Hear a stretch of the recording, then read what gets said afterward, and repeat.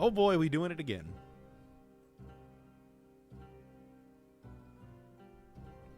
Kind of.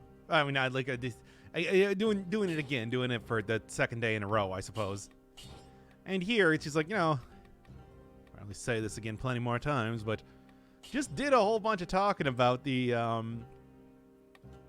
there we go. Just did a whole bunch of talking about like the analytics in the last stream. Might as well go do some katana runs. Why not? It's a good weapon. Am I just trying to appease the algorithm? Yes. Yes, I am. Whatever, it's fine. I don't think anybody's going to complain. Maybe. That, of course, is my greatest fear, that people will complain. But, I don't know. Whatever. Let's just go. Grab this and get all on with it. So, as always, it's just like, don't really have algorithm overlords. Yeah. I also did have somebody giving me some advice. Apparently, like, something about, like, the second that you are about to get the dash here, there's some sort of, like... Yeah, okay. Come on, now. And then it's just like the next time that you try to do it has like virtually no cooldown.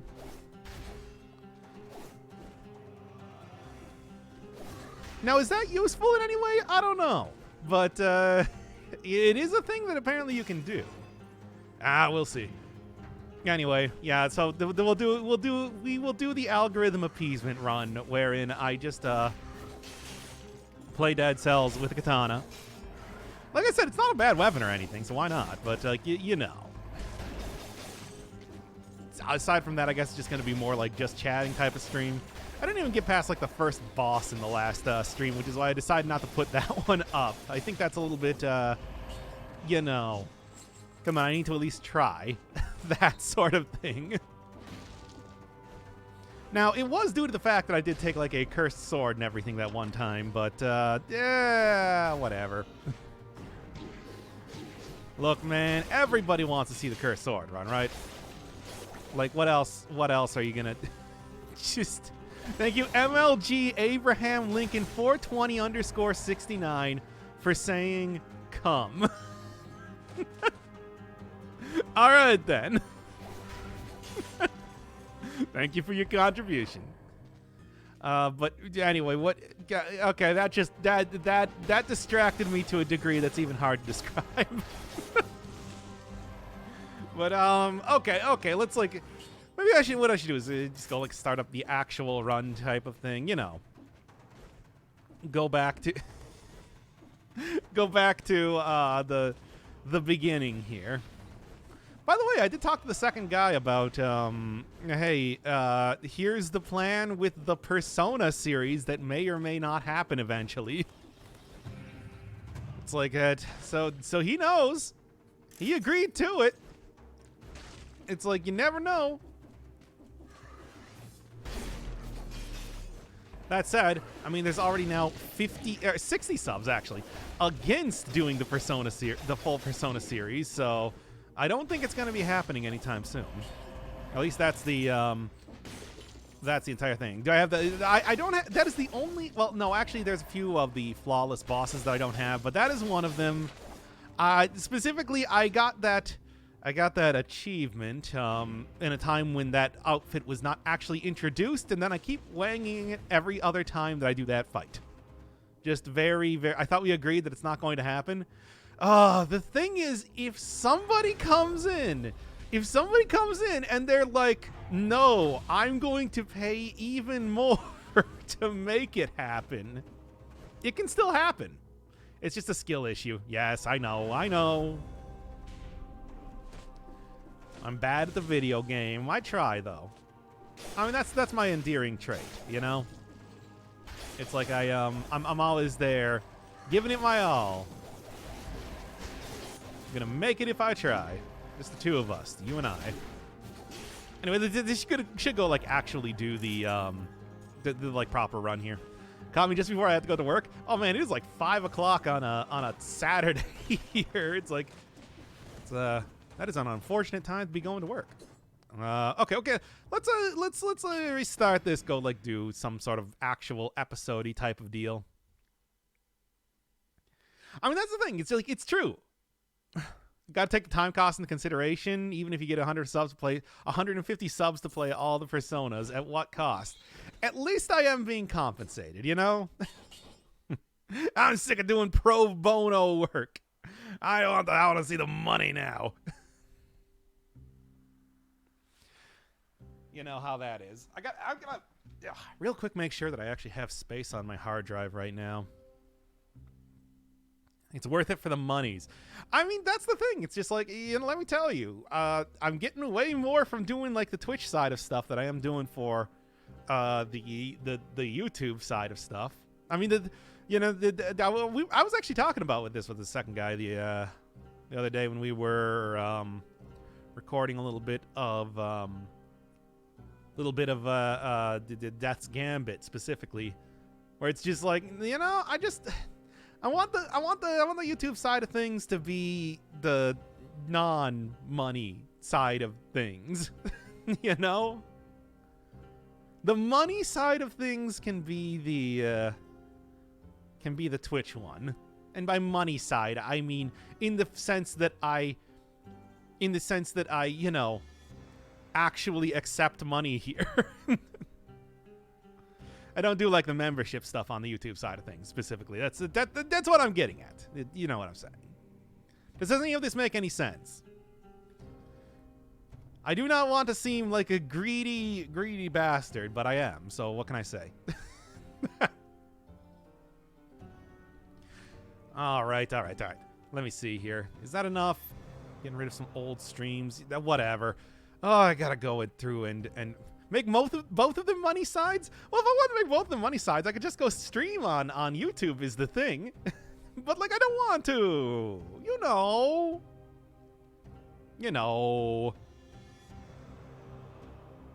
You want to be grubby with us with your most loyal... Hey, I did not say that, no. I'm just saying that... okay, fine. Fair enough. Would it be too much to ask for a streaming playthrough and a 100% walkthrough, like a tutorial? I don't know if I can really do like a true tutorial, but no, I can do it. You know, I play most games that especially if I play a game like 100%, I usually play it multiple times anyway. So, yeah, that's fine.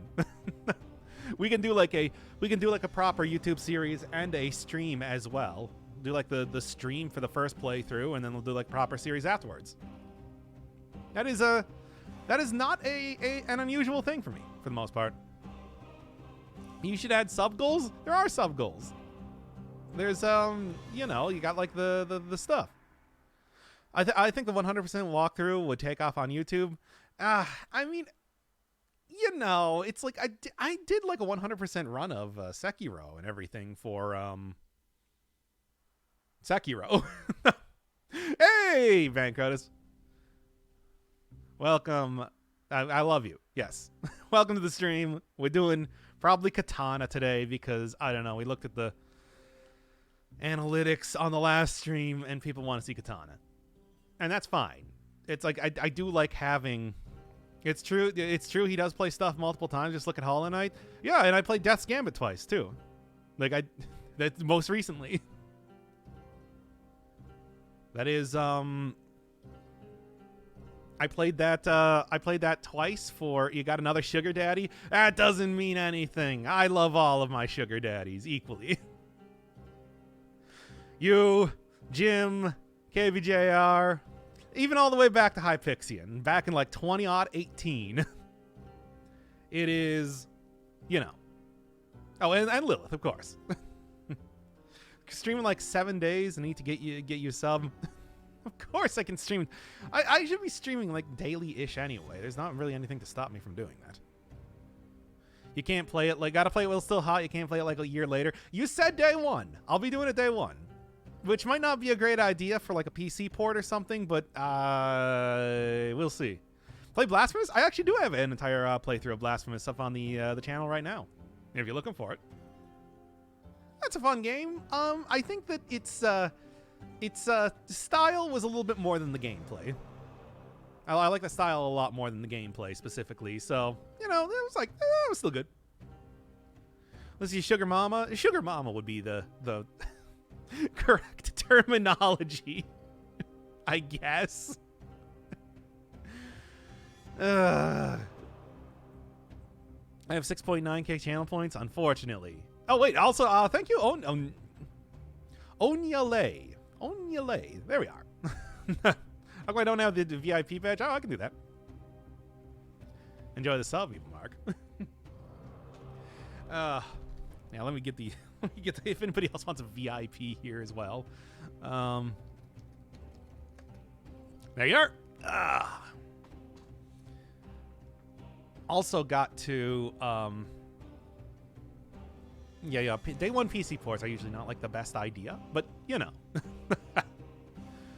I gotta do something else with the channel points. Like, eventually I'm gonna open it back up for like force me to play things, but for right now it is currently at 1,000,000 points. Somebody got me a sub, so he's gifted one from me. Oh yeah, the subs were coming fast and furious yesterday. I can believe that. It's like getting more subs than I have people usually watching me, which is something to think about. I don't even know how that works. I think they go to followers after that or something. Whatever. Anyway. Okay, let's do some streaming here. I do like having an actual like goal to try and accomplish. So I think like just hey, let's do another Katana run is not even a bad thing. I mean, hey, why not? All right. Oh, let's start this thing up.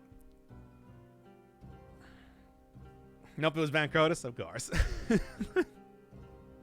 I have, you know, it's like for not being an extremely large channel, I sure do have some very extremely generous people. I don't even know, like, it's like I'm honored in a way that I can't even describe. But hey, you know what? We're here to do an actual stream. That's after all, that's what everybody's here for, I assume. Probably. But let's just do it anyway. Oh, you better get a win. I can do it. I can do it. It goes to random people on Twitch. I got some gifts, some subs gifted to me for streamers I never even knew. Huh. Interesting. I don't think I've ever seen that before. Okay. Okay. Let's do it. No YouTube mode, too late. Do a cursed door run. All doors are cursed, and if you break them, you die and have to restart the run. I don't know. I feel like I can probably do that pretty easily. Like, I don't automatically break down doors every single time I see. I'll do it over the course. Why not? Why not just do it over the course of this run? I can make that happen. It will be an unspoken rule, but sure. Okay, let's do this. And it's starting in 5, 4, 3. Yeah, it's too late. It's already happening. Starting in 5, 4, 3, 2. You can't stop this. Nothing can stop this.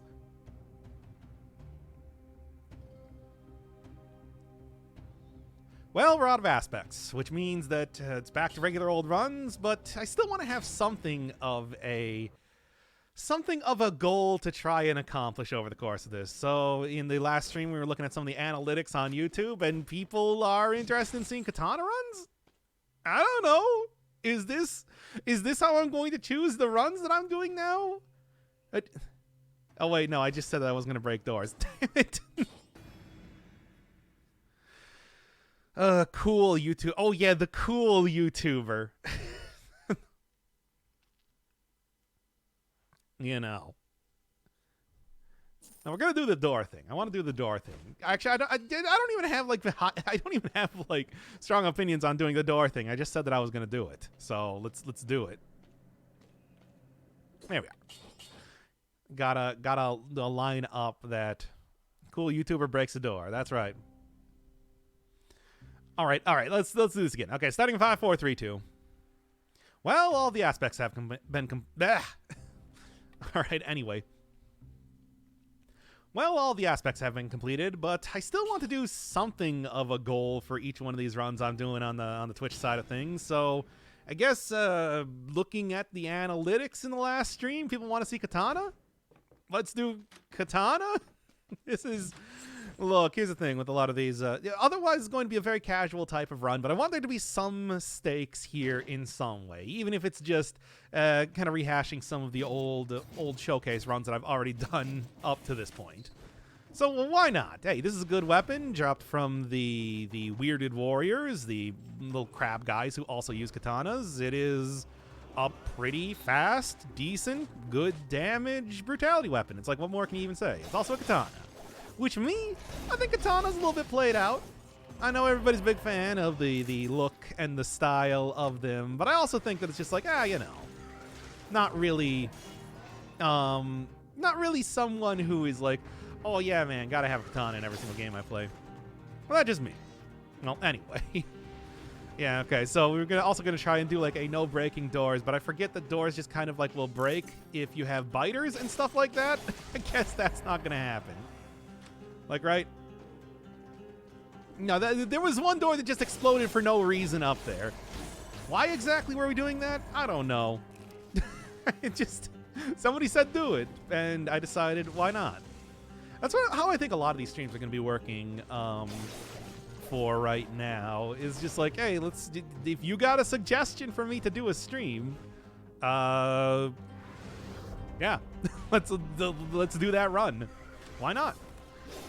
Even though it does seem like some of them are going to be a little bit easier than others. I mean, the other thing is we can always try and go for, I don't know, perfect fights against some of the bosses that I still have yet to get those. There's also Cursed Sword Run. We can do Cursed Sword Run if you're feeling like that. I don't know. Hey, come on now. I can't really say that for me... I'm all that excited about doing a Cursed Sword Run, of course, but, you know. No aspect? Hey, I mean, now that I've kind of, like, covered all the aspects, I do like playing it, just old school vanilla mode style, which is kind of how I'm probably going to do it for the most part, unless people are really interested in seeing another aspect, kind of get shown off in one way, or it's going to be, like, an important part of the run. And after all, they're supposed to be like more of like a little bit of assistance rather than a major way that you play the game. Besides, if I'm going for the perfect fights, I can't even have them on anyway, because otherwise I can't get those cool achievements, you know? I gotta get the achievements. Better version of the classic good brutality melee weapon with an alternate attack. They should try some more similar stuff to older things in the game. I don't really think there's too many like alternate attack type of weapons. There was, of course, the... There was, what am I thinking of? The old version of the, it's not coming to mind right now. The old version of the ice crossbow, which of course had, you know, the charge up attack as well, but I don't really know if there's too many other ones that, I mean, yeah, all crossbows now have alternate attacks, but back in the day, that was the ice. Why can I not remember the name Ice Crossbow? Was the only one that was like the really big example of that. I remember being really interested in that as a mechanic because it's a very Bloodborne type of thing, you know, weapon transformations and everything like that, which I always thought was cool. Oh yeah, Flint. Flint also does that. Where you have the charge up attack too. I guess there's also Toothpick as far as charge up attack goes, but yeah, it's the game crashed. I've never seen. I got a fatal error. Assert. The fatal error just says assert. Okay. Asserted. I've never seen this before. I guess if you play the game for almost 2,000 hours, it's bound to happen eventually, right? Yeah, game T-poses you. It's got to assert that dominance, of course. I don't even... it was just like fatal error, assert. I'd show you the actual screen if I wasn't terrified of you seeing my embarrassing desktop. I just started watching Final Fantasy 15. Lohavity it? What? Well, hey, at least it didn't like throw me back to the start of the run. Although with the amount of health I have right now, maybe that wouldn't be the worst thing. Let's take. God, what would I even? You know, it's something I haven't taken for quite a while is like Frenzy or Adrenaline. Extremely powerful back in the day. Kind of nerfed quite a bit. It might be worth using again. Love and hate mashed together. There's, you know, I've talked about this a few times on stream now, but it's just like I enjoyed Final Fantasy 15. It's not like it's not my favorite Final Fantasy game. I still think that of the ones I played on the channel, Final Fantasy 6 is just is quite good, just overall. But it's like, hey, you know what? Characters are strong. Characters are good. It's like in an RPG, sometimes that's all you really need, right?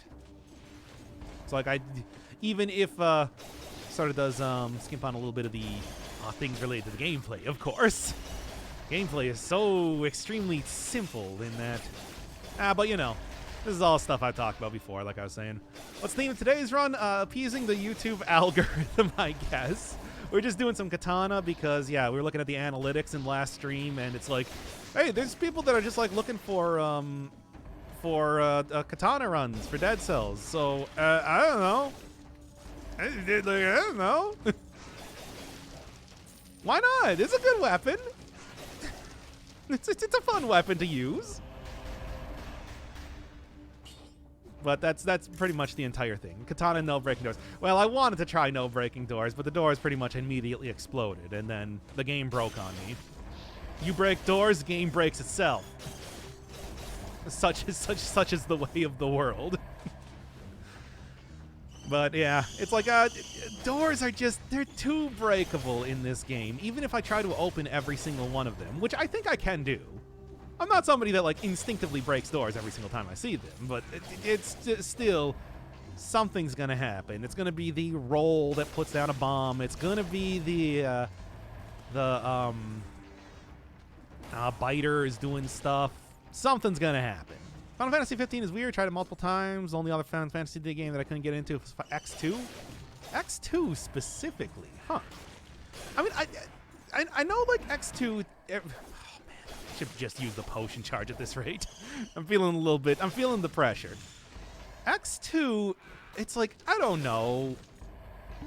I always hear it's like the gameplay was pretty good, all things considered, but yeah, it sort of did the legacy of Final Fantasy X dirty. I'm familiar with Final Fantasy X. I'm not super familiar with X-2 comparatively. I think Final Fantasy X is one of the best Final Fantasy games, to be honest. It's like I really think they nailed a lot of stuff in it. It's just like a lot of it's very good.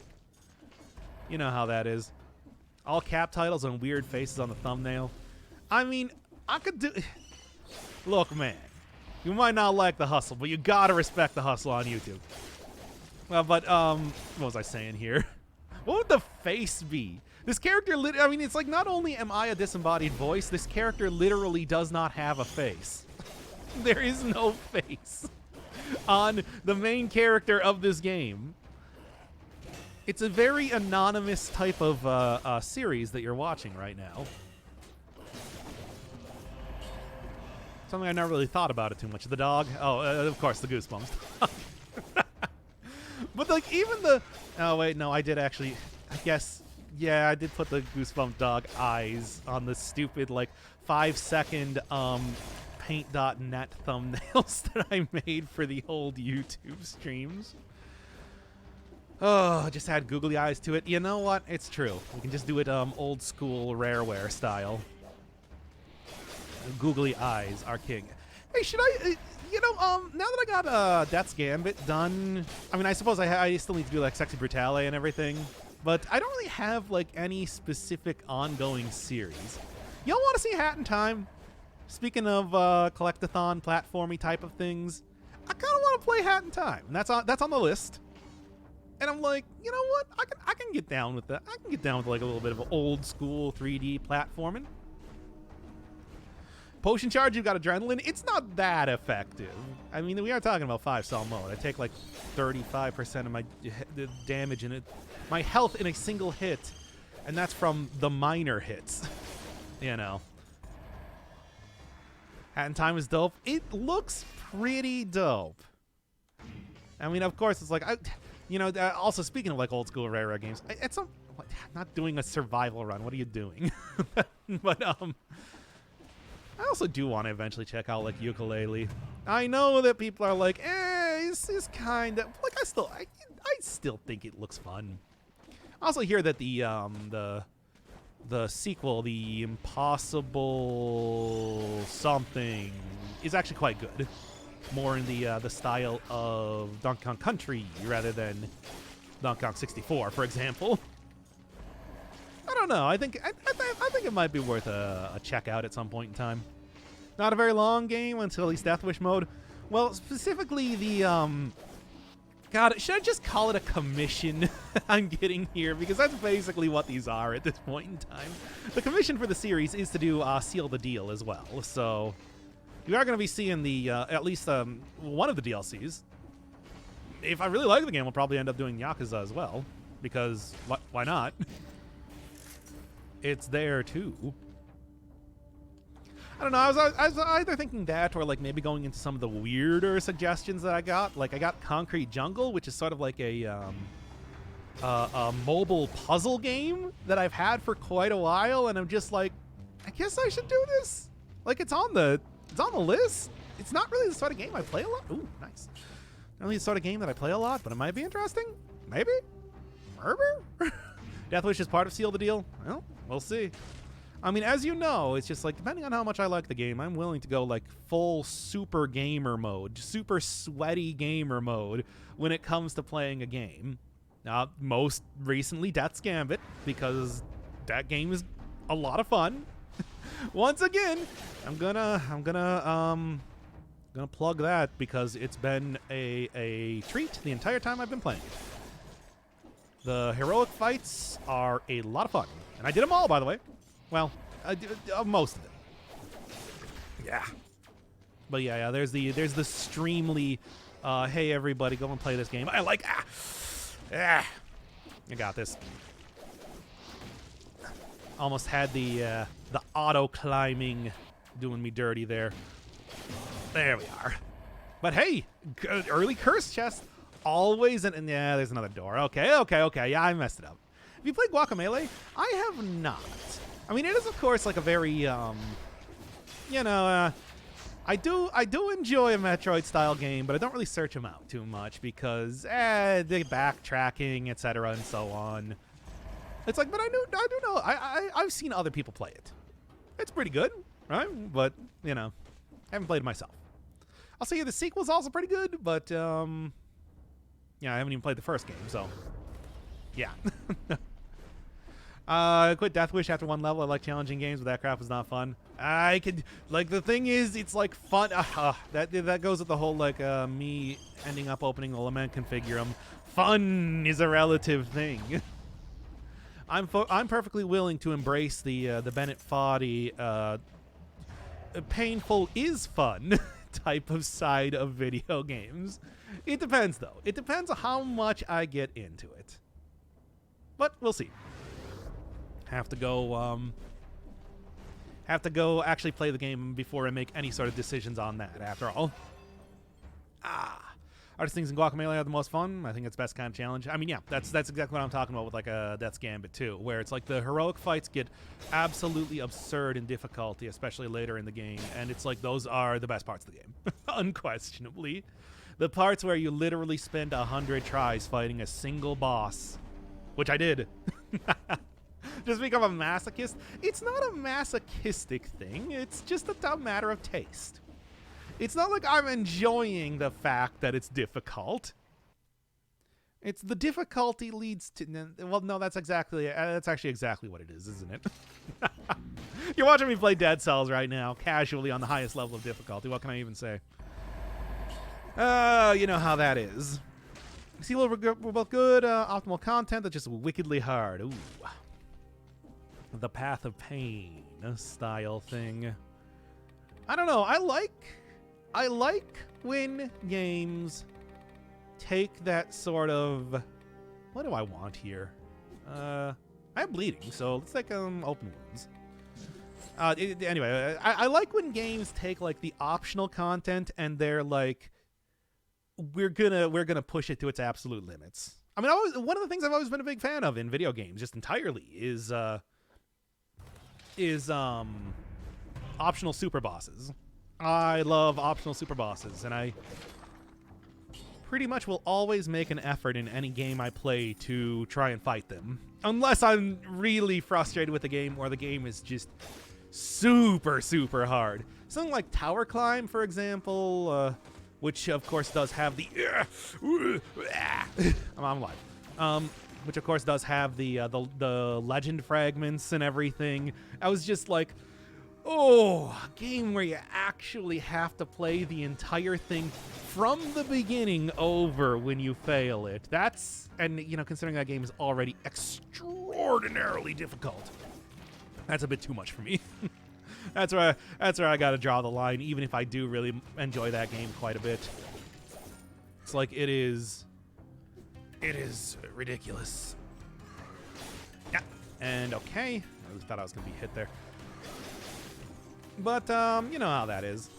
Well, I guess it is. It's like, you know, every one of the Dark Souls games, beat every single boss possible and whatnot, so...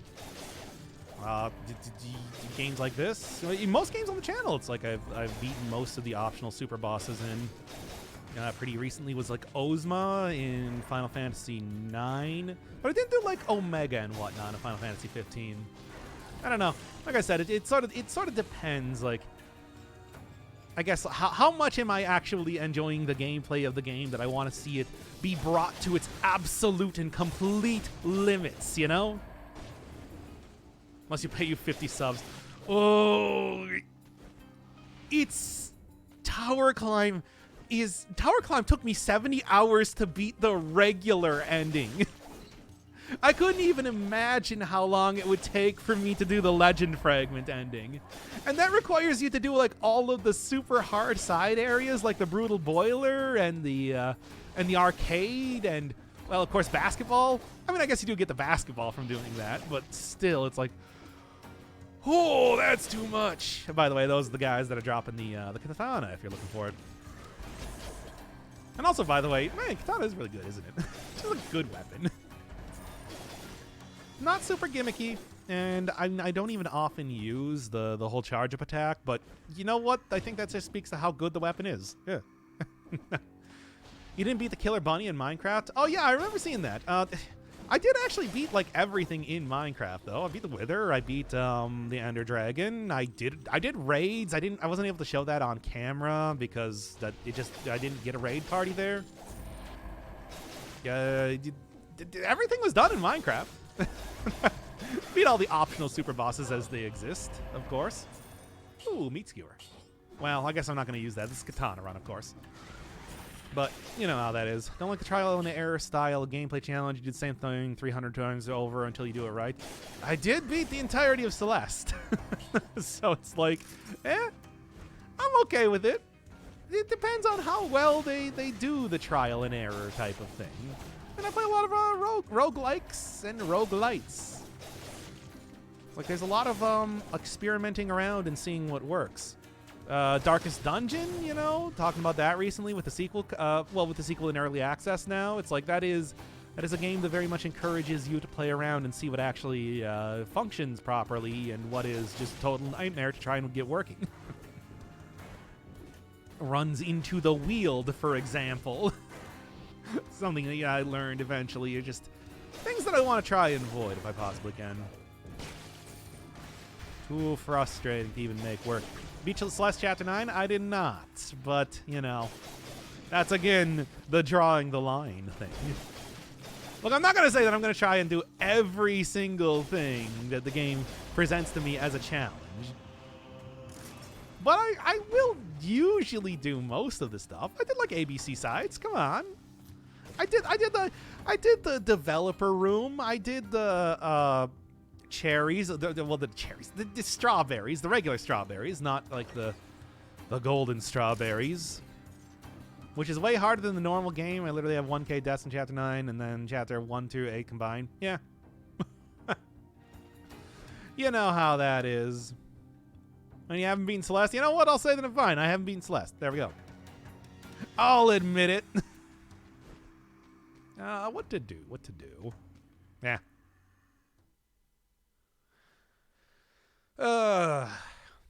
Killer Bunny is also one of those things that just kind of like randomly like appears anyway. It's not like a thing that you can find easily. And I feel like I got to draw the line, of course, at things that randomly appear as well. Okay. There's always assist mode. Yeah, but I want to play the game in the well, I mean, it's the same sort of thing why I'm not using like aspects right now, because it's just like I want to play it in the original normal mode as it exists. Normal. No modifiers in any way. No mods, no anything. 100% vanilla in the exact way that it was created. And that is not like it's not like a brag or anything. It's more like a compulsion that I have to do that. And I don't know why. I just do. Yeah. That was a little bit difficult. Killer bunnies don't spawn anymore? Oh, well, okay. I guess that is that. Door. I'm giving up on the door thing. The door thing's just not working. Besides, I think restarting a run if I accidentally kill a door is, yeah, it was an interesting attempt, but, you know, too difficult. All right, I'll take that. Oh, yeah, I still got it on Monster because of Halloween. Let's turn that back on Omnivore. There we are. It ain't Halloween no more, baby. We into the Christmas territory. What about Thanksgiving? Shut up. It's Christmas time. I don't want a lot for Christmas. There is just one thing I need. Anyway.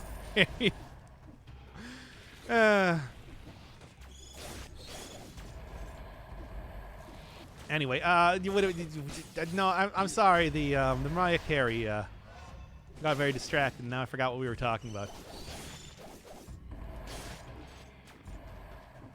I went for 6 days without hearing that. And this was the version that you heard. Consider your life now that that's the truth you have to live with. It's a good song. It's not the worst song. Certainly not the worst Christmas song. That, of course, is simply having a wonderful Christmas time. And, of course, the best Christmas song is Feliz Navidad. Any questions? No, it's November. No, it's not. It's Christmas, which lasts for 2 months. Anyway, what were we talking about here? Draw the line at repetitive super mode challenges for really dedicated players like the Hollow Knight bindings. I mean, I would say even like the Pantheons. Well, God mode is so excessively difficult. I did it.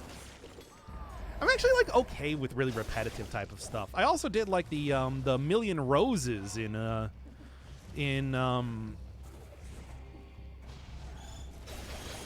Katamari Damacy 2. So it's just like, who can I say about like repetitive grindy challenges? It's like, no, I like those.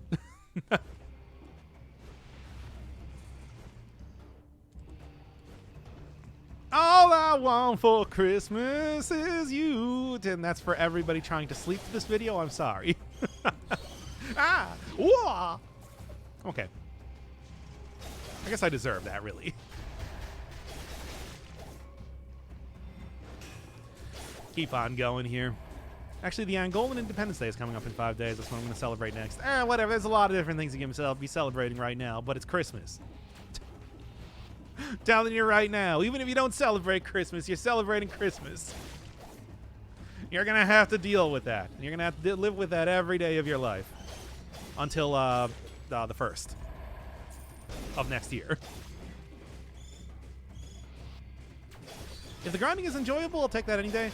I mean, yeah, you know, that's true. I also do just like play a lot of games that I'll always say that it's like I'm not going to like try and convince you that grinding games are good or that like grinding is good gameplay, but I'm also going to say that I do enjoy doing it. Most recently, it's just like somebody's been Somebody's been going through commenting on all like the episodes of Secrets of Grindia, which is just like, yep, that is like prime obvious example of that.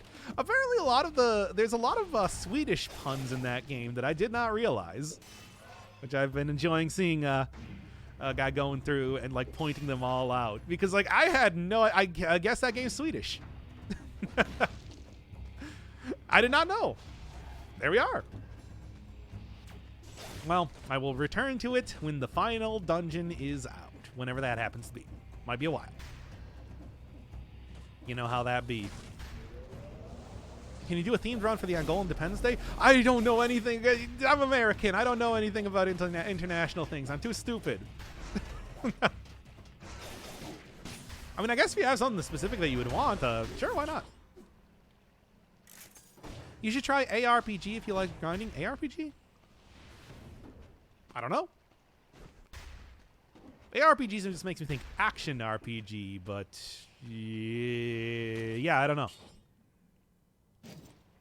Got any specific suggestions? I mean, I wouldn't really say that it's just like, once again, I'm not out here looking for grinding games, but I do like I was saying, like, you know, when I got obsessed with playing Minecraft, that it's just like, I do like a good, like, incremental progress type of game. You know, a game where you just do like some simple actions, get them out there. Do you consider yourself a completionist? Absolutely, absolutely. Not for everything. It kind of depends. Like, there are games that I'm just like satisfied getting an ending. Oh, I hate this. I hate getting stuck in this area. There are games that I am satisfied with getting just an ending. But if I like a game, I will usually go 100%. I'll usually go and try to do a 100% run on it. It's like that's true for a lot of games. It's like you can a lot of the games I play on the channel are 100% completions, or maybe not like, you know, literally find every single item in the game or whatever, but I'll go largely 100% with most things. You know, like all bosses fought, all side quests completed, even if I might not show them all on camera. I mean, for example, it's like I wasn't even like a super huge fan of like for example Ghost of Tsushima, I think is a good example there. It's like, but I did all the side quests in that game. Like I did them all. I got all the abilities. I got like the fancy dyed outfits, and I wasn't even that big of a fan of that game. I liked it. I liked it well enough, but like, you know, that whole thing. Traveling to the U.S. in less than 3 days. Oh wow! Welcome to the United States of America. Why am I saying that threateningly? Whatever. I live here. I can say whatever I want about the U.S. Cookie Clicker just came out on Steam. We can do. I mean, I played Forager for 5 hours on stream once. Like I can do it. I could do that if people really wanted to see it. You know how that be. If there was actual interest for watching me do an idle game, not an idol game, an idle game, I-D-L-E. If there was also interest in watching me play Idolmaster, you better be there at the airport. What airport? Which airport? We have so many airports in America. We don't have just the one. Despite what you might think, we don't only have LAX. I gotta remember the Forager stream. I think I had permanent brain damage. I mean, that's due to the extremely loud sound effects that played throughout the entire game. Sorry about that. That's the one reason why I didn't want to put it on YouTube. The Airport of America. I like Forager. Forager is fun. I mean, I keep saying, like, every few months I just get into a game like that. Most recently was a Minecraft, but, you know, I also got Terraria, Forager.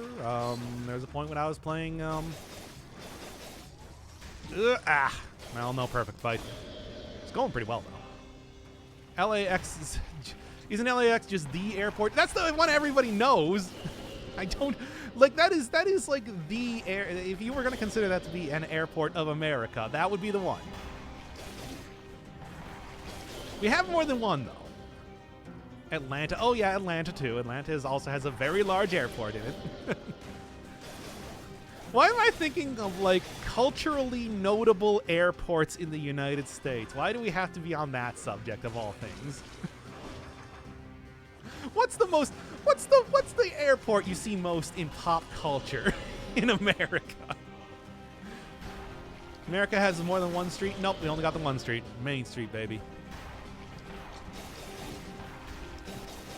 America is not just one city full of 10 people like an RPG. But what if it was? I'm Dr. Inferno Firebird, and I'm here to take you on an imaginative adventure that you'll never forget, where we consider if America might not actually exist. Merely just a creation of Hollywood and a simulacra where thousands of people admit to living there, but do they actually? Think about it. Have you ever been to America? JFK Airport? True. Could be a worse subject. Also very true.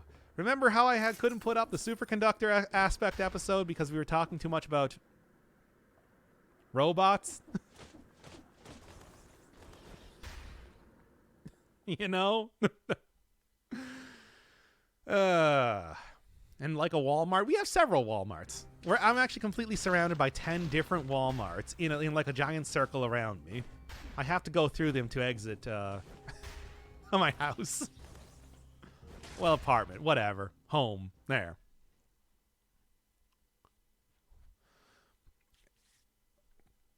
You know, what's going to happen is you're going to take the airplane, and what they're going to do is, like, about, like, halfway over the ocean, they'll turn backwards into a small city in France that we call America. And that's what America actually is. Everything you've heard about has been a carefully crafted Truman Show style simulation merely to convince you that this is a real country. And see, it's just like you said that we could be having worse conversations, and here we are.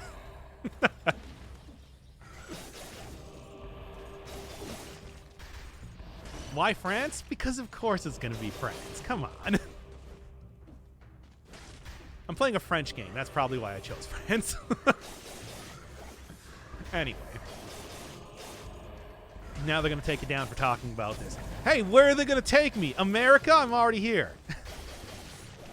Who's going to take me down? The U.S. government? I'd like to see them try. Anyway, I'm already in jail. Doc, you don't even know what a country is. Fair enough. The Indigo Prophecy was correct. No, that's the last stream we did. We're not talking about Indigo Prophecy again. All right, Frenzy is actually like not doing too bad as far as healing goes. Started this area at 50%, and it's like not too bad, not too shabby. But of course, again, this is because this is a good weapon. We send you to Detroit. That's right, everybody. You're going to Detroit. Which, I mean, you know, all I'm doing is I'm just recreating Escape from New York in this case. Because that's basically what the plot of that movie was. I don't know if you've seen it. Snake Plissken, a.k.a. Solid Snake, is trying to escape from... Why am I explaining the plot of this movie to you? Go watch it. Send you to Brazil. That's right. The god of gaming. Well, the god of apparently talking about 80s action movies. Hokey 80s action movies. It's a very hokey movie if you've never seen it before. Anyway, Toodles, have a good stream. Just pop in when I end the simulation by setting foot in the U.S. We'll see. The simulation has been around for quite a while. It's just like you might not even know that you're... Oh, I didn't actually pick up the key. Well, that was my mistake. I also didn't even use two of the keys that I had because I was too focused on crafting this dystopian novel of mine on sale next month. That's right. I'm going to write entire... It's NaNoWriMo, everybody. And I, of course, am doing just incredibly stupid dystopian fiction. I'm Seth MacFarlane, here to teach you what true fear is. America. Anyway. Cheers from Minnesota. Is it actually Minnesota, though? Let me ask you that. Think about it. When was the last time you stepped foot outside of the United States? But anyway, I say anyway like I had anything. I just wanted to get out of this conversation. Anyway. Which I just did it again. That is my vocal tick, I guess.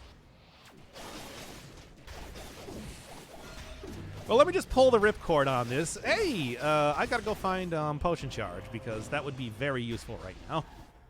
Aside from that, though, like I was saying, Frenzy's is not working nearly as bad as I thought it was going to. The heal has gotten so minimal compared to what it used to be that you just don't think too much about it. But I guess after you get to a certain point in a run, that it does start to work. Ow. Still got to be careful, though. That does not preclude just taking a bunch of damage for no reason because you know you're going to heal it back up or anything. Anyway, nothing. I hate the enemies spawning in here that just mean that I can never take the legendary items that I want. Not as fast weapon, of course, it works well with Frenzy. True, it also is a good damage weapon, which makes a difference as well. It's not like like an assassin's dagger or something if you're not hitting an enemy from the back, which is sort of important. Not always the easiest thing, and also not every enemy has a back. Or, well, the back that they do have is not facing you, like the giant, for example. Makes a difference. Girlfriend and I have been separated since the beginning of the pandemic. She's in Kyoto and I'm in California. Oh, yeah, and Japan has been locked down for a really long time, but they are finally starting to open back up. Needless to say, for me, it's like I'm not going anywhere. Only foreign country I've ever been to has been Canada, so, you know, it's like, but still, it is good for, yeah, like people that have been separated for an extremely long time at this rate. Yeah. Yeah. Finally meet in person this Christmas. Oh, it's nice. Have yourself a nice Christmas cake. That is a traditional thing in Japan, right? I'm not wrong. Am I imagining this? Oh, come on now. I swear I didn't make this up. Has it already played Dark Souls 3? You know, the funny thing is that we're talking like old parts of the channel. But played Dark Souls 1, played Debug Souls, which was playing through Dark Souls, except it was using the debug menu. Played Dark Souls 2, which is a series that I kind of want to just get rid of because it's not very good.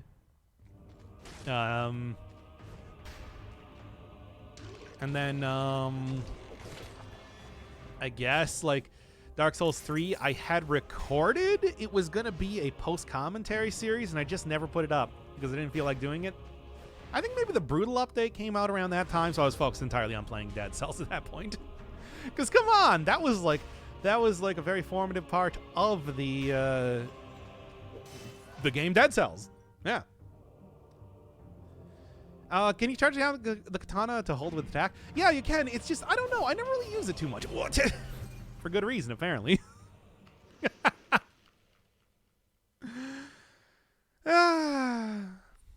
Well. And Jelly Twitcher, I blame you fully and entirely for that. Good stuff. Well, let's do another run. I think of it like this. You just get more content, right? Oh, how embarrassing. Anyway. Dead Cells equals Dark Souls. Nobody will notice. True. I think I also played Dark Souls 3 on stream for like once. Yeah, with Waluigi's mom. Well, what was she? She's like she was like supposed to be a 60-year-old fitness, like TikTok fitness instructor. What was the stupid character that I came? Oh yeah, she's also a witch. The stupid character I came up with. I don't even remember, but yeah, she was like Waluigi's mom or something, or not, or something. Tell us the story, Dad. I mean, I'm telling you about Waluigi's mom, the TikTok fitness instructor, who's also literally a witch and the protagonist of Dark Souls 3. This is not enough. Anyway. Yeah, the charge attack. It does leave you open for counterattacks. Which is why Luigi didn't come out of an egg from heaven. No, he was delivered by a stork. I'm sorry, do you not remember your Yoshi's Island lore?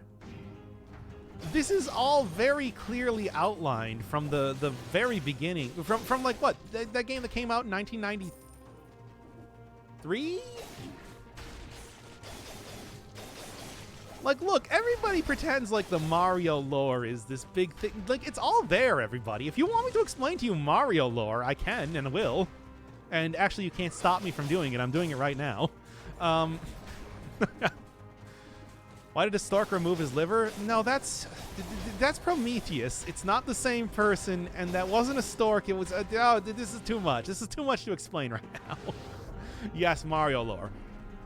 Well, okay, so yeah, in the beginning, basically, the stork brought. Okay, so the stork brought all of the classic Mario characters: Mario, Luigi, Wario. Wait, no, it didn't actually bring Bowser. Or did it bring Bowser? I don't know. It didn't bring Bowser at that time. Bowser was already living on the island with Kamek as caretaker. To the wrong house initially. Oh, in Donkey Kong. To the wrong house initially, but that's where Yoshi's Island DS comes in. They were raised by parents at that point in time who were, as far as we can tell, a pair of human hands, because they never really saw anything else as far as Mario and Luigi's parents go. Mario initially worked as an acrobat on like a performing acrobat on stage before rescuing Pauline from Donkey Kong. The adventure of rescuing her from Donkey Kong eventually took him to the Mushroom Kingdom, as we saw at the end of the 1993 Donkey Kong game on the Game Boy. At which point in time, he and his brother got jobs as an exterminator in the... No, he was never a plumber. Mario was never a plumber. The closest thing was in Mario Brothers, where he worked in sewers, but he was more of an exterminator at that point in time. That's what he got a job doing there for a while, until he ended up rescuing the princess, Princess Peach from Bowser in Super Mario Brothers. After that point, he retired to a castle, his own castle, which was taken over by Wario in Super Mario Land 2.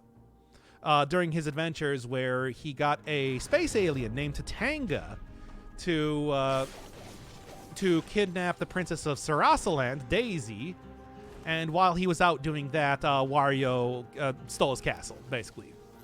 Now, after that point, Wario went on his own adventure on a place called Kitchen Island, where he paid a genie to get his own castle, and Tatanga, not Tanga, like the egg. Tatanga. He's a purple alien from outer space under Wario's employment initially, but you know. Well, anyway, after that point, Mario eventually moved out. I guess it was in too remote of a location or something, but Mario eventually moved out of his castle and into a much more modest, just like one-room house with his brother. I don't know. Luigi eventually got his own mansion after he won it in a contest, but it turned out to be haunted, blah, blah, blah. You know the story. But then he lives there with his own ghost dog. Donkey Kong, after kidnapping Pauline, just eventually retire to his own island, which is a gigantic island shaped like his head for some reason, and fought against evil crocodiles for a while.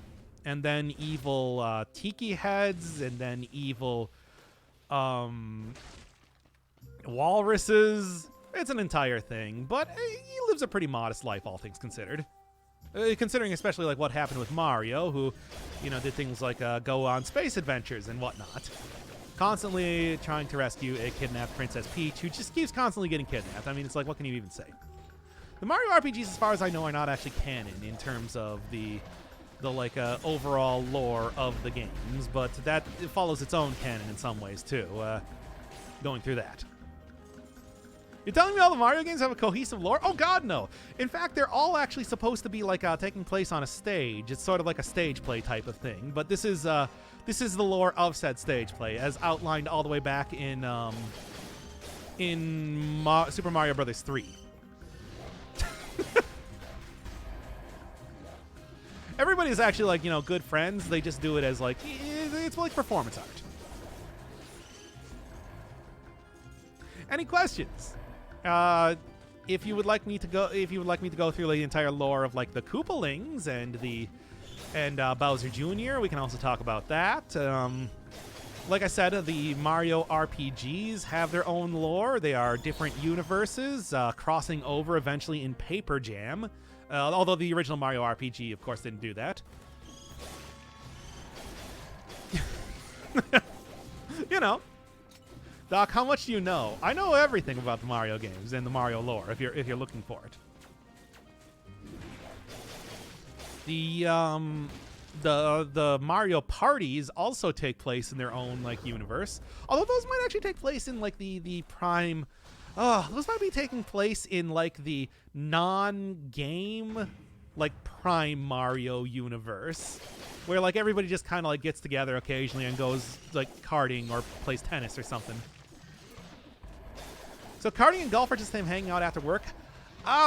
It's hard to say because like, you know, have you seen the more recent Mario Tennis game? There's like an actual lore in it.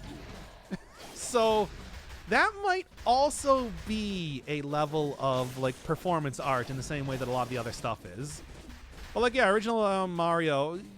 By the way, weird thing is that there's also like after Wario eventually retires from like treasure hunting and like having his own castle, and instead also lives in a very small, modest house in Diamond City, where he meets up with all of the WarioWare characters, and they basically, you know, once again go on their own adventures and do their own stuff.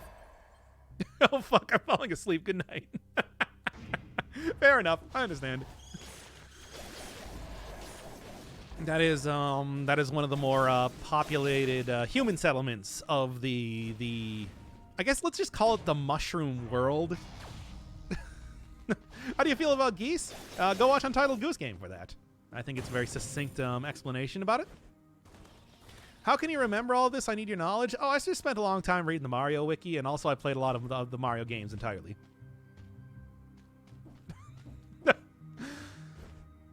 So yeah, there's several different timelines, but for the most part what happens is that like everybody gets a castle and then they all move out of their castle to go live in like a very like small rundown shack type of house.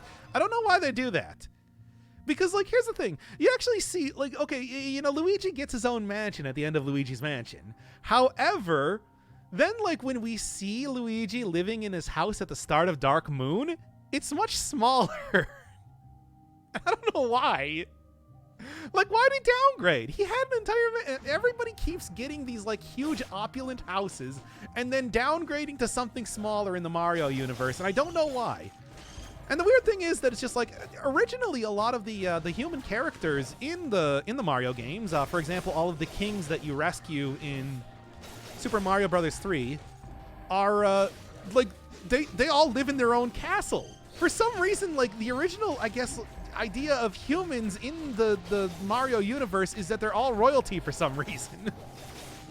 But then they're just like, you know what, everybody lives in like a Diamond City, or I guess like whatever the city is in the Donkey Kong games. Luigi's place was haunted though. He got rid of the haunting. That was the end of the game, didn't you? Did you not pay attention to the end of Luigi's Mansion? And then obviously in the other games, in the other 2 entries in the Luigi's Mansion franchise, the places that you explore are not owned by Luigi to start with, and they're also not mansions. Oh, Egadlor is... Egad is such an interesting character because, yeah, at the start of the GameCube, like, Mario games, specifically I'm talking about Mario Sunshine and Luigi's Mansion, he canonically got the B rank mansion. I guess he did because, yeah, that is the one that is the one you get. It's the same way that it's just like in Wario Land, Super Mario Land 3, that it's just like Wario can get his own entire planet, but canonically he gets the A rank mansion because that's the one that appears in Wario Land 2. It's still taking place on Kitchen Island, by the way, but then he obviously instead moves to Diamond City later so that he can run his own company / steal toilets. For WarioWare Gold enthusiasts. Well, anyway. High rank mansion is for the tryhards. Yeah, it's the non-canon mansion. And like I said, that's the same thing with Wario Land. Debu the Genie gives him the A rank mansion, which he moves out of anyway. I mean, to be fair, it is on a very isolated island, but that is constantly under siege by oh boy, I gotta be careful here. That is constantly under siege by pirates, but still. You know what I'm saying here. What am I saying here? The Mario characters should be living it up. They're basically royalty. Everybody in the Mario universe is, well then... Oh, okay. Oh, we had to restart this run. Maybe they're really bad at managing money and regularly go bankrupt. Wario has 3 gigantic sacks of treasure. I mean, okay, at the end of Wario Land, that gets stolen at the start of Wario Land 2. What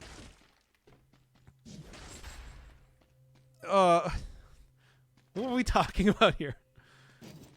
And besides, it's just like, by the true ending of Wario Land 2 is that he steals Captain Syrup's gigantic sack of treasure by the end of it. From the weird eyeball and nose area that exists at the end of that game for some reason. I guess you could just think of it as Wario being so incredibly stingy that he didn't actually want to pay the premiums on, or he just lived on a desolate island, Kitchen Island, constantly under siege by pirates, so he just wanted to move to some place that had a few more people in there. Now, why he decided to like completely forego his treasure hunting ways to instead become an industrialist is another matter entirely. I don't know. It's hard to say. But yeah, there's also like the Metro Kingdom in Mario Odyssey, which is an entire weird thing by itself. But the thing is, it's just like there's like 2 different types of humans that exist in the Mario universe, like cartoony type of humans, like Mario is, and then the guys in the Metro Kingdom.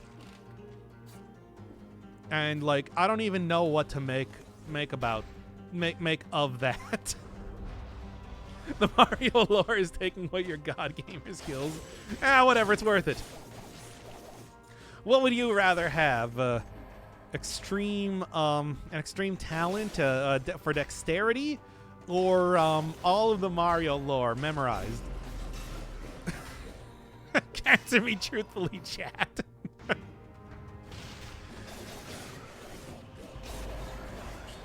God, I don't know. Maybe they'll lose ownership of the property whenever they lose a life. That might actually be the case. It's not, as far as I know, I'm not entirely...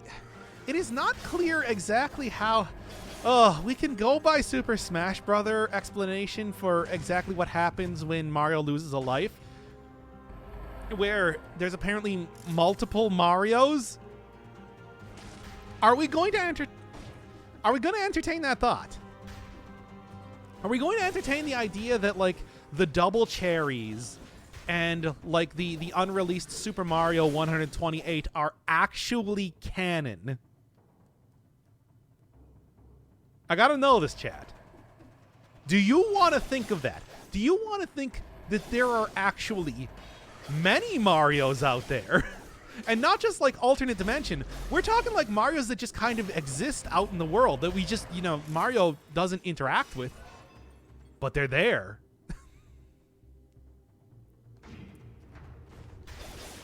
Nintendo said Mario is built different from the new Donkers. Yeah, because the thing is, it's just like, yeah, there's the Diamond City denizens. There's the characters from like the Mario Golfs.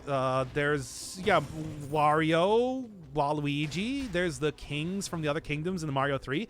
There are other, like, there are like two separate species of humans that exist in the Mario universe. There's like Booster or Buki from the Mario RPG. What's the deal with that guy? I don't know. Yeah, it sounds like a horror story. Yeah, it's like Tomy. For anybody that knows about that. That it's like if the Marios ever met each other, they would have to kill them because there can't be more than one that exists. And if Mario's mustache hair falls on you, you also turn into a Mario. Are we doing any special run? We're actually doing a katana run today. Just you know, taking the katana out for a stroll. We're also talking about Mario lore, Super Mario Brothers lore, for whatever that is worth. I've kind of like, I'll be honest, I've sort of like, after dying in the graveyard due to my own idiocy, but you know how it goes.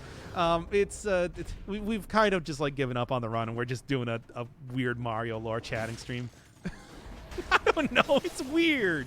I like talking about it because it's really weird.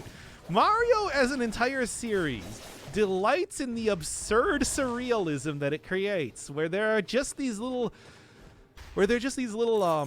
chestnut fellows that walk around that you jump on top of, and there's these question mark blocks in the airs, and you eat mushrooms that grow twice your height. You know. That's just like, these are just things. It's like it created its own like Mario Punk universe. But anyway, yeah. Notice I came for the Dead Cells, but I stayed for the Mario lore. Yeah, I don't know. Look, I don't know. Sometimes these streams go weird directions. I don't even remember why we were talking about that. Why we're just like, hey, let's talk about Mario lore. Like, did you know that Waluigi doesn't actually exist, like, in proper Mario lore? He's never appeared in any one of the canon Mario games. They'll make some references to him. You can get like a Waluigi outfit, but as far as I know, he exists only in like the side games. Despite the fact that, are we allowed to make jokes about the Super Crown or remake exclusive mechanics non-canon? I don't know. It's really hard to say. Like, that's... Yo, do you want to talk about how, like, Toadette seems to be the only female Toad in all of existence? And how Toadette transforms into a clone of Peach? How does that work? How does that work?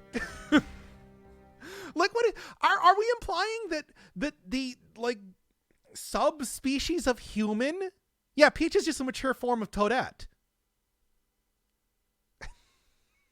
It's like, are we implying that Mario is actually some sort of like mushroom, like Toad offshoot, that he has more in common with the Toad characters than he does with like the Metro Kingdom humans? Because that's seemingly what they're implying there, right? Yeah, Mario's just like a mature form of Toad. Is that so? Okay, I want everybody to think about this. Toads are immature forms of Mario and Peach. And there are actually many Marios out there because they are just the mature form of a Toad.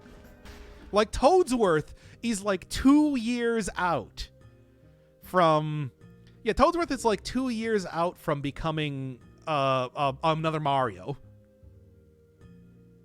Green Toads going to Luigi? Yeah, there are Green Toads. Captain Toad. Captain Toad's crew from the Mario Galaxy games. There's one of them that is a Green Toad. But we have seen Baby Mario, though. That is true. So how does that work? I don't know. We also have seen Baby Peach. Well, Baby Peach... No, she exists. She's canon. She's in the Yoshi's Island games.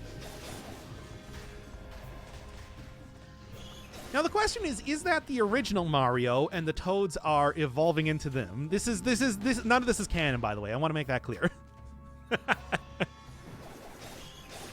But it's like, it's true. We have actually seen Baby Mario. Baby Mario is a canonical character in the Mario universe. But like, yeah, the thing is, like, Toadsworth, for example, who is a canon character, he appeared in the Toadsworth is a canon character. He appeared in Mario Sunshine.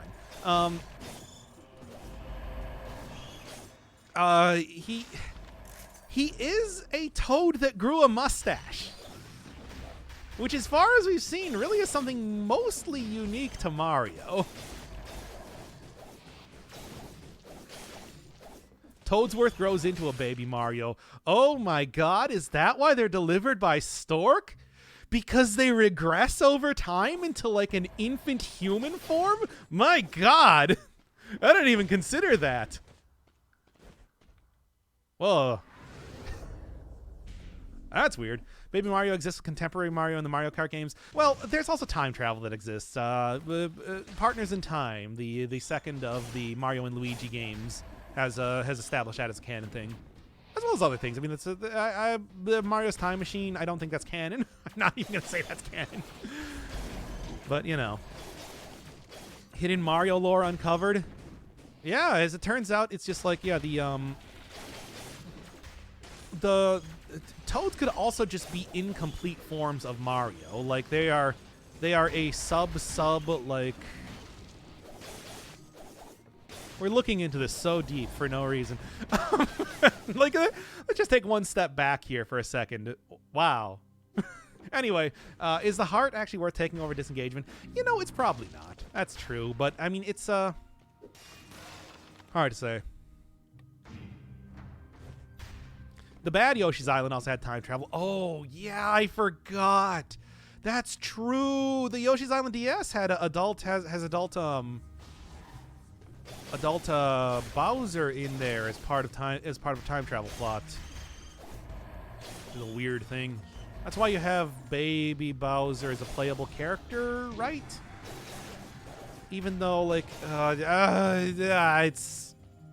I forgot about that, because those are kind of unmemorable games, you know? Oh, Baby Mario is the original, and Toads are failed experiments when perfected with, say, a crown. Yeah, like, do the Toads require... Is it that, like... No, because it can't be Mario's hat. Mario's hat can actually be removed, and he stays as Mario. We've seen that in Mario 64. But is it like the overalls or something that turns like a Toadsworth type of character into Mario? And like the crown turns a Toadette character into Peach?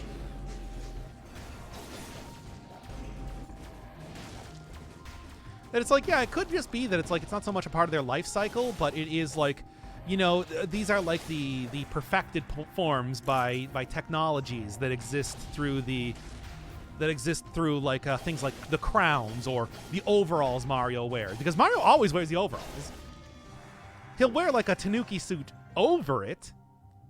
DS was the good one. New Yoshi's Island was the bad one. DS was okay. I don't know if I would say it's great, but you know. I thought you remembered everything. That's just part of my branding. I don't actually remember everything. That's not true.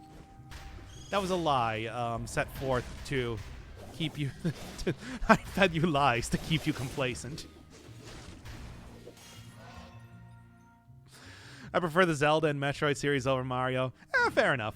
I of course like a very pure platformer, which is why I'm always a big fan of Mario. Of course, you know, Mario also has gotten just a ton of... I got a lot of affinity for Mario purely because the Super Mario World was such a... I loved watching Super Mario hacks back in the day. I love watching Super Mario hacks these days. I was watching like a TAS of the Second Reality Project Reloaded, so it's like I'm there. But in Thousand Year Door, there were old Goombas. Old Goombas. Thousand Year Door had the Gloombas, which you found in like underground areas and that. There are also like the Goombas that wear like. There's a lot of different types of Goombas out there. Mario World ROM hacks were the first thing that they were super huge. I want to remind everybody, like back in the day, we're talking like back 2010, 2013 on the YouTubes. That was a big thing. Playing Super Mario World hacks, and also Slenderman games.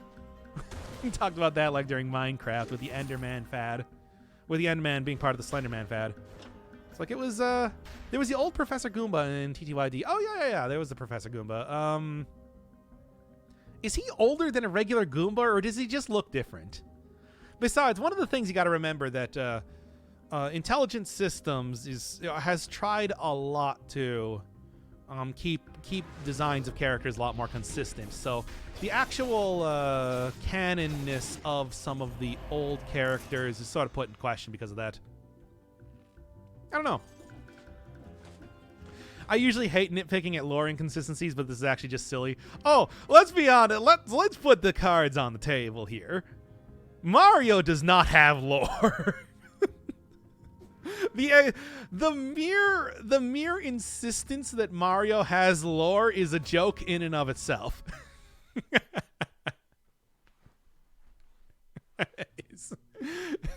That is unquestionable as to like, don't take any of this seriously, anybody out there. But you'll find that all of the things I've said are like, you can go look them up on the Mario wiki. They're there.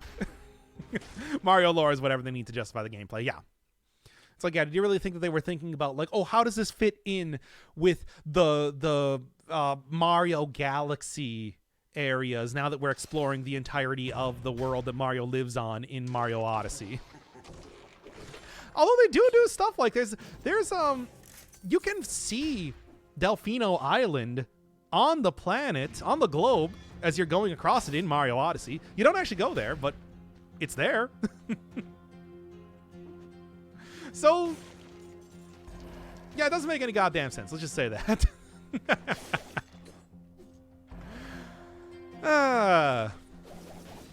Mario is such a wild series. I love it.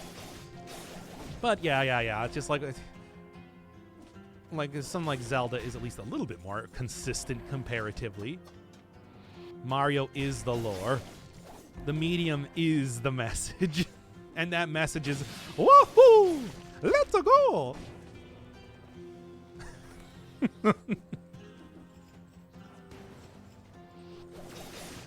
But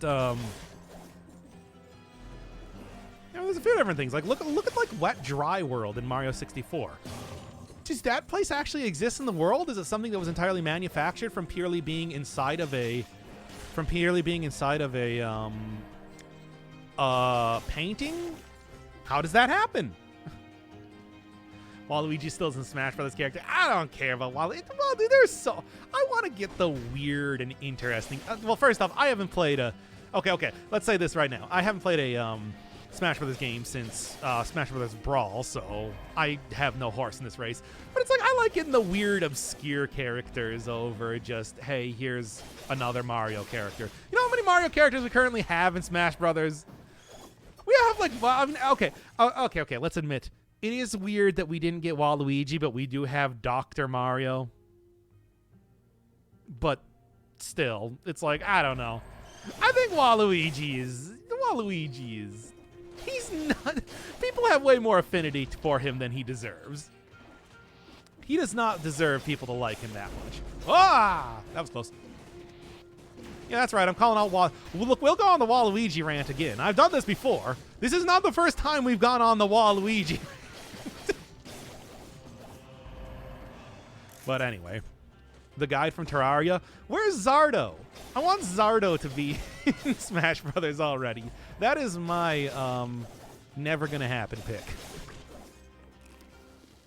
because that is a cult game at best. But you know, told me that it's just like, yeah, there's a mod to get him in Brawlhalla, but that's not good enough. I want to be in Smash Brothers. Come on, make him a clone. I'm sorry, Echo character, Echo Fighter. What's this dumb name they gave him? Make him a clone of Ganondorf. That's the obvious one, right? Waluigi is needed maybe next game. And you might be like, hey, but I thought that Sakurai said that he was never going to work on a Smash Brothers game again. And you believed him? Oh, you just wait.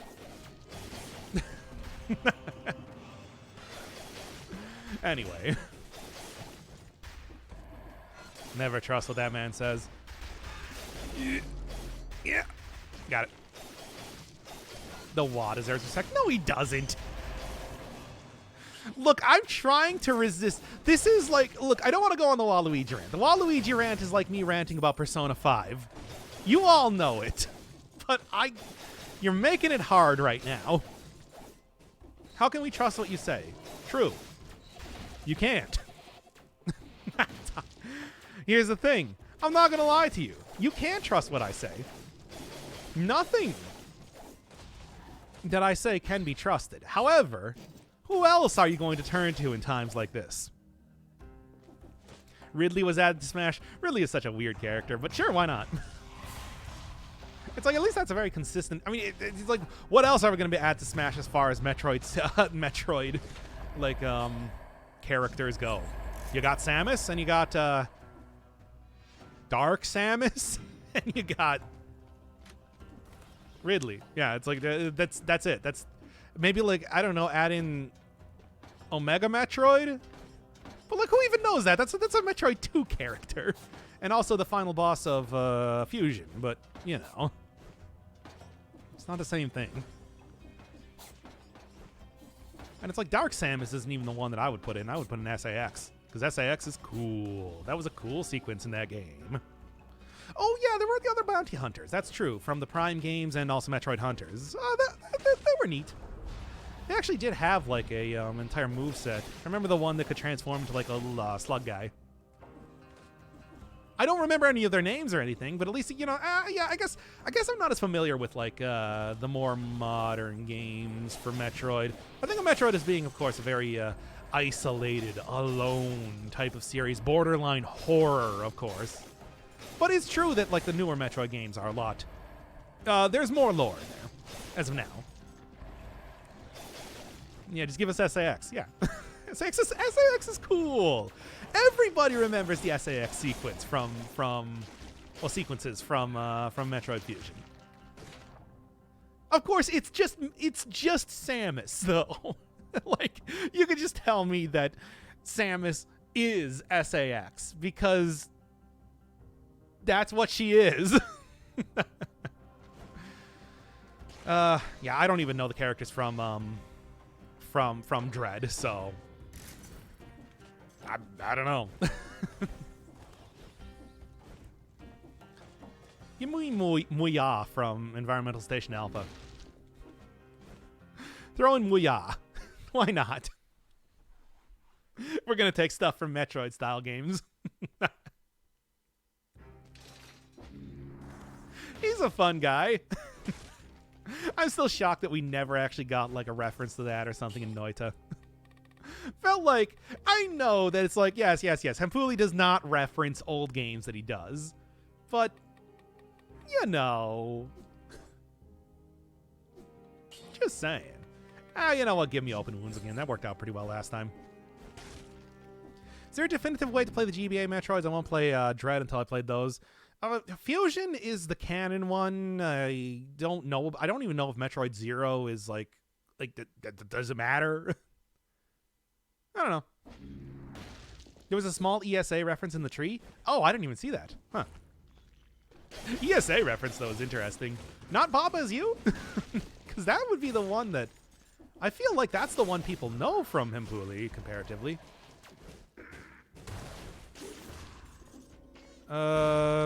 Yeah. Well, don't get me wrong. I had a lot of fun playing Environmental Station Alpha, but it's just like... don't really think that's his favorite. His most famous game anymore. Yeah, it's just the text ESA. Okay, fair enough. That's a way to do a reference. Sure.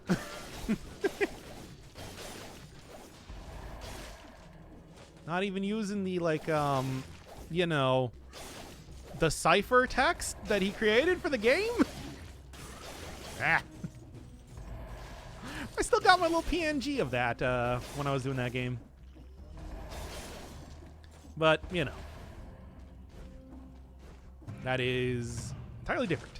Beadded is the only character that would be hyped for in Smash. Don't have enough love for enough to care.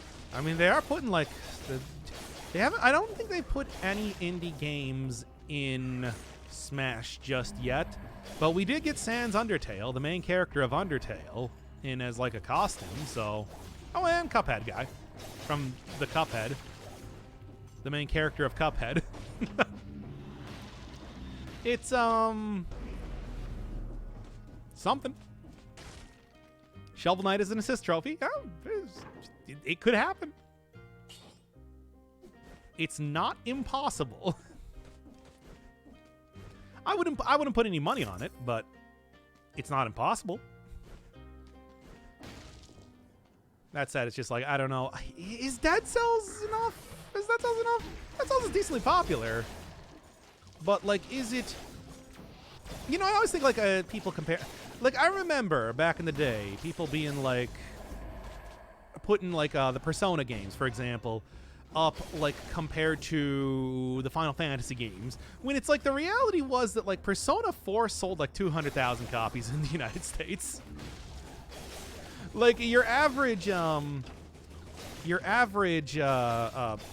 Fantasy game was selling more than 2 million copies. But it's just like, you know, depending on where you are on the internet, they can feel like they're the exact same level of popularity. You know? Would Dead Cells be enough to actually be considered for, like, an inclusion in Smash Brothers? Because, like, it's popular. It was a big, huge game for Motion Twin and everything. But is it, like, multi-million selling? Showed up in the Nintendo Direct. Fair enough. So at least they're aware. But yeah, by the way, if you didn't actually know, yeah, the original, like, Persona games only sold, like, a couple 100,000 units. Which is good for that game. Which is good for, like, the budget that it had and everything, but it's not as popular as you might think it is.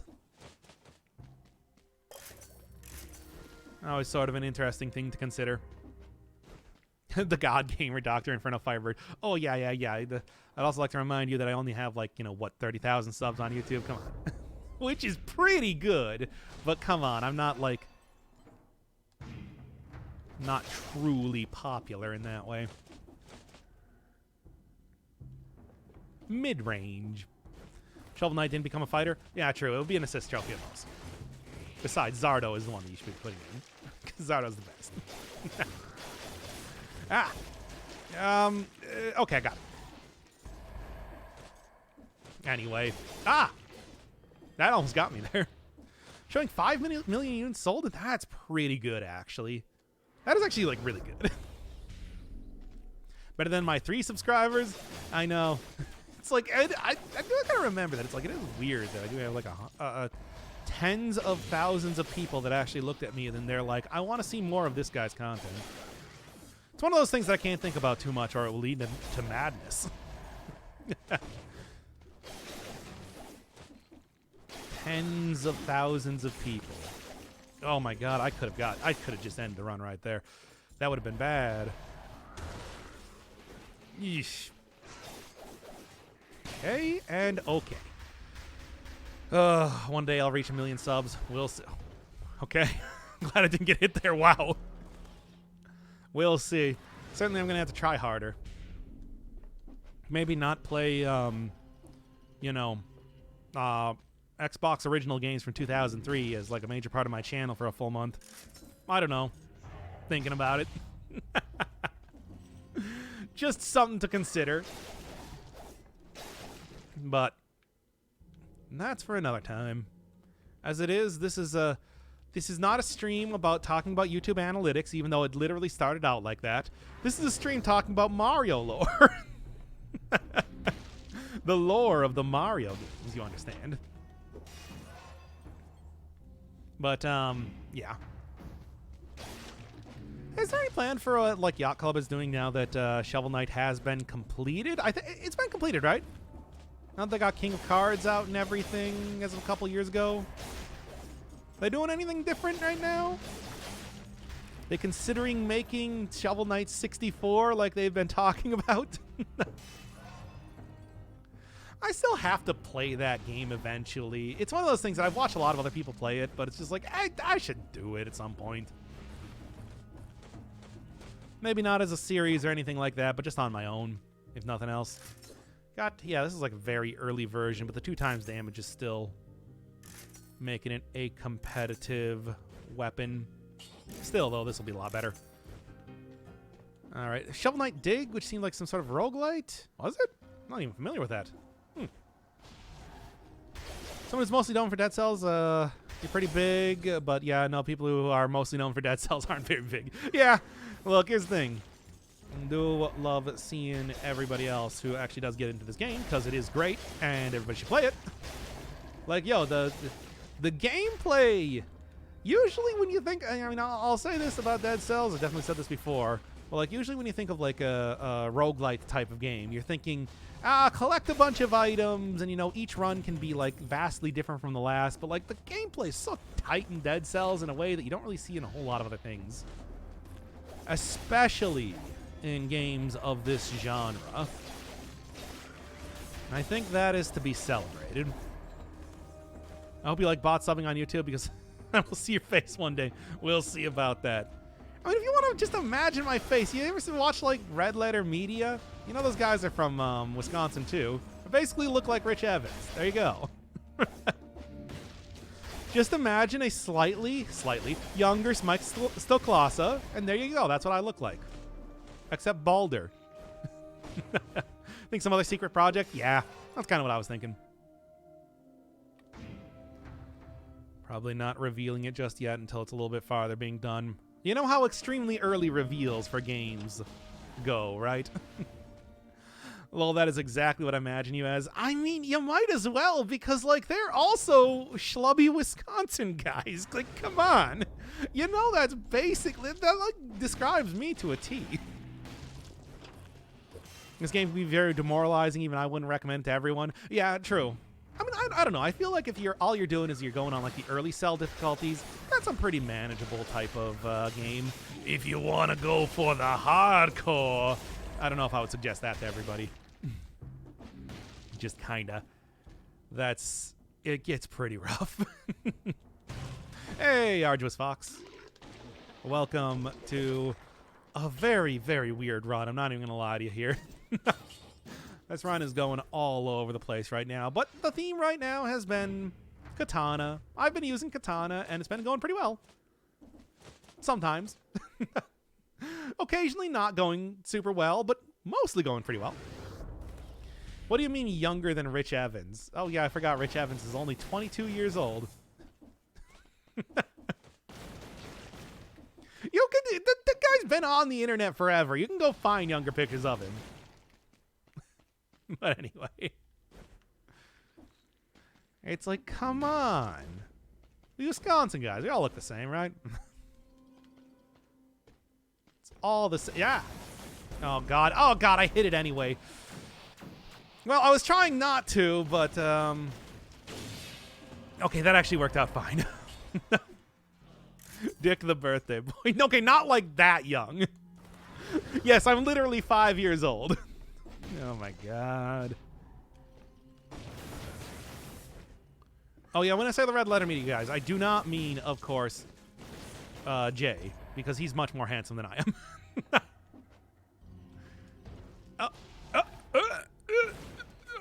Okay. That was sad. That had me worried for a second. Oh, I'm not even gonna ask how weird we talking. Okay, not not degenerate. This is not a degenerate stream, thankfully.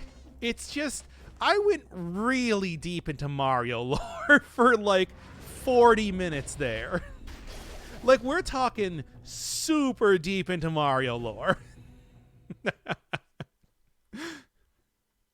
Or are you talking about, his name is Rich. His name is Richard, i.e. Dick, the birthday boy. I feel like that doesn't require elaboration. I feel like that's very self-explanatory. Oof. Mario goes to the real world, dude. I mean, that is... Okay, actually, I'm thinking about some of the topics we got into with the Mario talk. Some of them got pretty weird. This is a showcase of just some wacky shenanigans. I mean, I already did like the proper... Honestly, the reason why I decided to do Katana today is because we were looking at like some of the YouTube analytics during the last stream, and it's just like, hey, there's a lot of people online looking for Katana runs of Dead Cells. Let's do a Katana run. That's it. That was the start and the end to the thought process right there. There's not really like a big reasoning here. I like having a goal to accomplish. And if that's like, hey, let's do a sort of semi-showcase of the Katana, well, that's something. It's more than just, hey, let's start up a... Okay, that worked. Let's start up a casual run and just see it to the end. At least this has something a little bit more to it. I've gotten stunned from falling in a failed experiment, jumped right over me. Yeah, it is... The jump is weird. Sometimes... Like, yeah, the concierge and failed experiments will just kind of leap right over you. It's one of those things that I would never try and rely on that happening, but I don't know. It does happen. Face the wrong direction. It does happen, and I mean, when it happens, it's good. Minus 5 boss cells feel so much more harder than 4 boss cell. They're so similar. I mean, well, 5 boss cell is the only place you're finding malaise now, but I mean, I think they just up the stats for everything too. So it's just like, hey, you having trouble with 4 boss cell? Well, here's 4 boss cell 2, the sequel to 4 boss cells. Final Fantasy 4 boss cell 2. Where Dead Cells guy goes to the real world, France. You know how that goes. Perfect fight, at least. What do we got for the legendary? I mean, obviously, needless to say, I do like Magic Missile as well, but, sure. I'm not using light speed that much.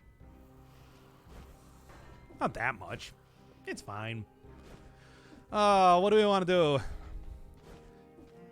Any opinions on where to go from here? Obviously, I'd like a place that has a food shop, but I'll do whatever. One of the few games I've considered quitting because of the difficulty. Well, I mean, you know, here's me. We were just talking about Celeste earlier. The hardest one? That could be the shrines. That could be... You know... It could be the shrines. That could be the Sanctuary, because Sanctuary does not have a food shop in it, but Shrines has... the shrines. Sanctuary? Okay. Shrines and Sanctuary are so interchangeable in my mind for some reason. I don't even know why. Somebody saying Sanctuary? Let's go. It's been a little while. I mean, usually that's because it doesn't have a food shop, you know? I still have 3 boss. I still have 3 potion charges, so it should be fine. It's fine. Maybe. There are curses here as well. And usually those curses appear sooner than later, which is not always the funnest. Oh, come on now. Bruh. Well, whatever. I can deal with this. As it is, though, I don't want to have to deal with it, but if I play badly, I suffer the consequences. Such is the way of Dead Cells. Anyway. Yeah, get the elite guy up here. Ooh. Ooh, that was a little bit close. And a cherry, nice. Gotta get that branding. Fog Fjord is easily my favorite. It's the easiest one to get through is the thing. It's got its own issues, as every area does, just period. But it's still the easiest of the three, I think, unquestionably. Gonna get gut punched by a golem. And the unfortunate thing is that I don't have a turret to stop a golem, nor do I even have a shield. Maybe I should probably take out the shield for this area. Good call. Unless you want me to die. Well, you know. Yeah, sure. Speaking of not having, because the golem always prioritizes punching a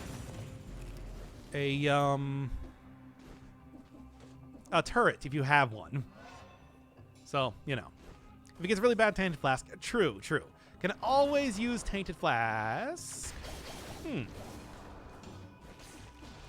you out. Take you out. Anybody else want to come up here? Anybody else want to step to this? No? No, we good. We good. I really thought I was going to have the parries there and look like a cool guy. I would choose the hardest area if I didn't want you to die. For the tension? For the content? Hashtag content? But, I don't know. I suppose it is your prerogative, whatever you want to choose here. Here's the thing. If I die, it's not the worst thing. After all, we have been like recording for an hour and a half now, and I feel like this should work just fine for anybody that needs something to listen to on their way to work tomorrow. Well, not tomorrow, but okay. No, I guess I don't know. I don't know when you guys work. Maybe on that weekend grind. Me, I don't have a job, so doesn't matter. Every day is the weekend to me. I'm gonna be sad when I run out of money.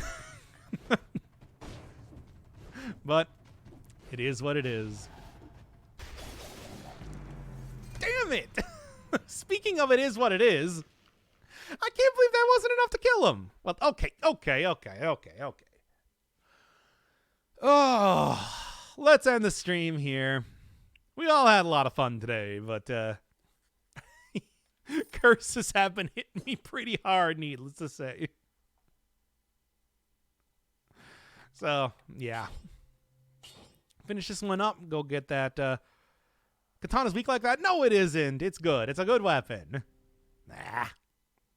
But yeah, that'll be the stream for now. GG's. Shut up.